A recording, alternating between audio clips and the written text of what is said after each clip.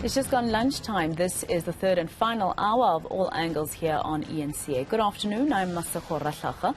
So we've been following numerous stories for you throughout the course of the day. Many have had developments by now. So if you've just joined us, here's how those stories have advanced at lunchtime.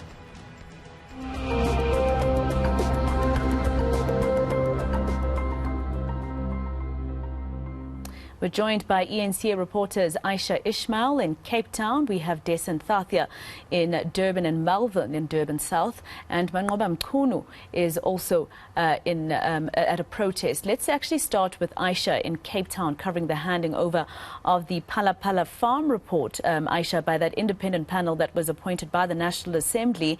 It was headed by former Chief Justice Sandile Ngcobo. And what has been the reaction, the immediate reaction this far?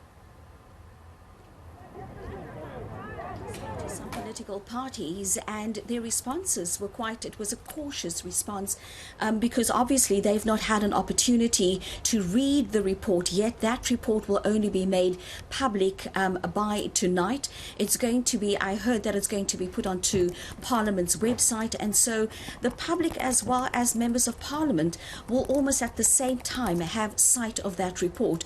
So political parties, while welcoming the handing over of the report, saying that they now need to go and study that report before they can comment. We have set aside the 6th of December for consideration of the report by the National Assembly. The role of the National Assembly pertaining to this report is articulated in the rules. The House will consider the report, its findings and recommendations, and adopt a resolution through a simple majority vote, whether a further action by the House is necessary or not. All right, let's go to Durban now, particularly in Durban South, where we find our reporter Dasen Thathiah, who is covering a shooting incident in Malvern. 2 people are now in critical condition in hospital. Dasen, what exactly have you found? What happened? Masego, we've been trying to get as much information as we can. This is still a crime scene. You'll see that there are a number of police vehicles behind me. This area has been cordoned off at the Malvern shopping centre. What we know for sure now, and this is after verifying this with some of the conversations we've had with people around here, as well as verifying it with the police, is that it was a single gunman that had entered the mug and bean that is just behind me. The gunman then approached 2 men that were sitting at a table there and opened fire, leaving both of them in a critical condition. But most interesting, or I guess most concerning, is that after that, he jogged out of this property and went to a vehicle that was waiting nearby. Police say that at least one of those businessmen, or at least one of those men, was the businessman, but at this point they are not sure of the motive. But I want to bring in now Jono Kok, who's with ALS paramedics, just to get a sense, Jono, because you got that call, you got here. I want you to please describe to me what you found when you got here. This is a very concerning situation. Yes, so when ALS paramedics arrived on scene here, we found complete chaos here, pandemonium, people running around. We were trying to cordon off, we were trying to locate the patients. Eventually, once we managed to get through all this commotion, we managed to find the 2 patients lying still inside the store. And from there, we proceeded obviously to now stabilize those patients with ALS intervention, because both patients were very critical. Jono, just describe to me exactly where they were seated. Obviously, we haven't been allowed into the crime scene, but we know that they were inside the mall. Just describe their location and how they were seated at the time. So when we located the patients, they were inside the mall itself, very close to the entrance, and both basically lying about a meter and a half apart from each other. Sure. Thank you so much. Appreciate it.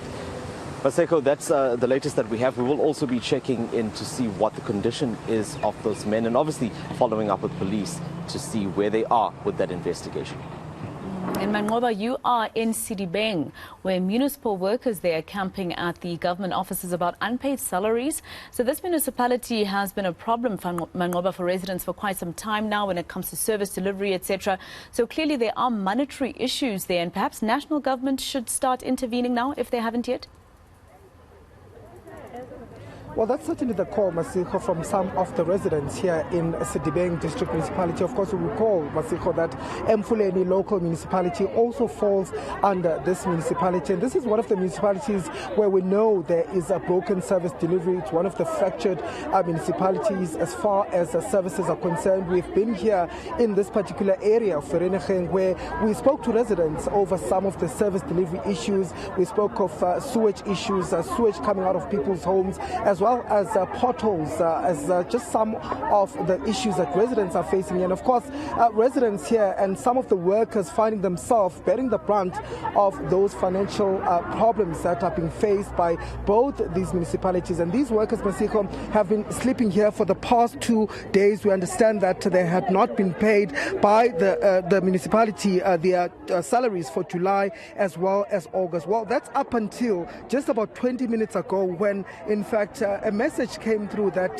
their monies were finally going to be paid, and they were quite frustrated, Masego, spending 2 nights here in the cold. But of course, their issues are not resolved yet. They still want to be absorbed by the municipality, saying that they were promised. I'm going to bring in quickly with Sis Dinah Motuna. Sis Dinah, just tell us, you say that you are relieved now, but obviously your problems are still not over just yet.